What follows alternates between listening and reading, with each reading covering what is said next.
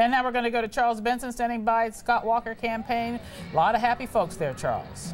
A lot of happy folks. I'm also standing by with the RNC chairman, Reince Priebus. You've talked to the governor. What did you talk about? Hey, you know what? We're just thrilled, not just for the state of Wisconsin, but this is a victory for America. It starts tonight, and thank God that we've got people like Scott Walker and Rebecca Clayfish that know how to make a promise and keep a promise, and we're going to take the next step, and the next step is firing Barack Obama and saving this country. You were here and engineered the big win in 2010 for the Republicans. How does this victory compare to that victory? Well, we took it to the next level. I mean, this victory was about solidifying the very concept of governing like a campaign and solidifying the concept that this marks the first day of liberty and freedom and the march toward November. So, you know what? It's a little bit sweeter because it's a punctuation and it feels real good. You know that this state, though, can be solidly behind Barack Obama and solidly behind Scott Walker. At least that's what we've seen in the polls. I shouldn't say solidly, but at least around 51, 52%. Well, that's going to These are still on the edge here. Right.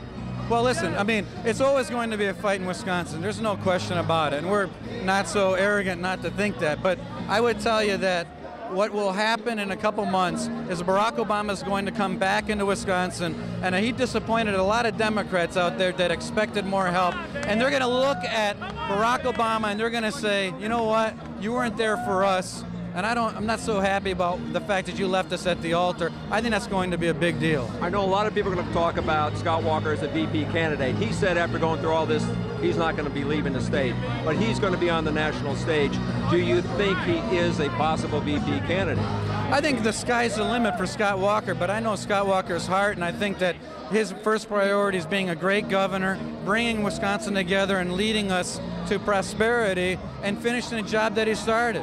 Reince Priebus, we appreciate your time, the RNC chairman. I want to bring in now, thank you, good to see you, thank you. Want to bring in now Eric Hovde, who is a U.S. Senate candidate, also here tonight celebrating this victory. Give me your quick thoughts here on this victory tonight. I think it's huge.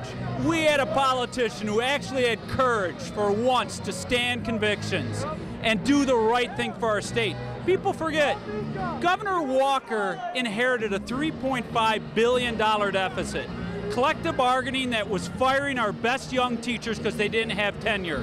None of our teachers are being laid off like New York or California or Illinois, our southern neighbor. He did the right thing, and the people saw it and came out in support for him. Eric Hovde, we appreciate your time.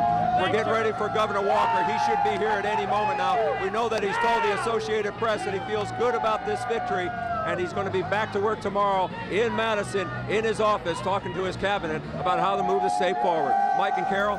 All right, thank you. Charles Benson joining us live from Walker Campaign headquarters, where the celebration is going strong.